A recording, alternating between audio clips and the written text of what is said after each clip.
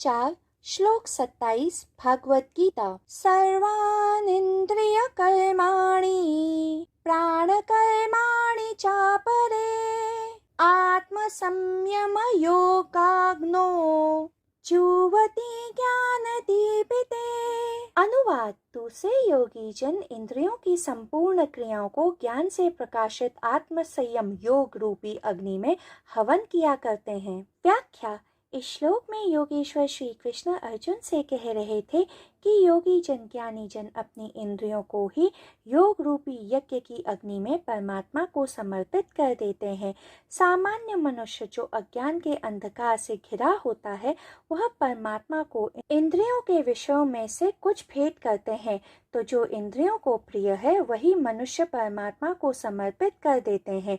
किंतु इससे ठीक उलट योगी जन इंद्रियों की ही योग अग्नि में आहुति दे देते हैं। इंद्रियों का समर्पण अपने मैं का, अपने अहंकार का, अपने स्व का, अपने प्राणों का समर्पण है, क्योंकि मनुष्य जिसे अब तक स्व का होना जानता है वह इंद्रियों के विषयों के कारण ही उत्पन्न होता है। मनुष्य इस सृष्टि को अपनी 5 इंद्रियों के कारण ही अनुभव कर पाता है। यदि मनुष्य अपनी इंद्रियों को ही परमात्मा को समर्पित कर दे तो मनुष्य के भीतर केवल परमात्मा शेष रह जाते हैं।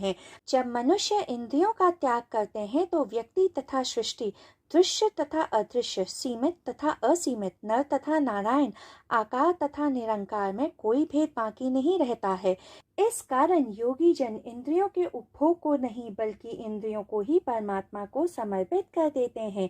इस सृष्टि में मनुष्य के पास स्वयं के अतिरिक्त और कुछ भी नहीं है। ज्ञानी जन योगी जन ये जानते हैं, इसीलिए वे स्वयं को ही परमात्मा को यज्ञ में आहुति दे अर्पित कर देते हैं, क्योंकि इसके अतिरिक्त इस सृष्टि में सब कुछ परमात्मा का पहले से ही है। तो जो कुछ और परमात्मा को अर्पित कर रहे हैं वे पाखंड कर रहे हैं तथा स्वयं को और परमात्मा को धोखा देने की चेष्टा कर रहे हैं। फिर योगेश्वर श्री कृष्ण अर्जुन को समझा रहे थे कि स्वयं की आहुति योग से उत्पन्न योगाग्नि में ही चढ़ाई जा सकती है। अग्नि 2 प्रकार की होती है। हमें ज्ञात है कि बाहरी अग्नि का प्रयोग जब मनुष्य वन मानुष था तब से करता आ रहा है तथा ऊर्जा से ही अग्नि उत्पन्न होती है। सृष्टि में प्रत्येक वस्तु तथा प्राणी ऊर्जा से ही उत्पन्न हुए हैं। मानव शरीर 5 तत्वों से निर्मित हुआ है, जिसमें से एक तत्व अग्नि भी है। तो इससे यह सिद्ध होता है कि मानव शरीर के भीतर भी अग्नि का स्रोत है।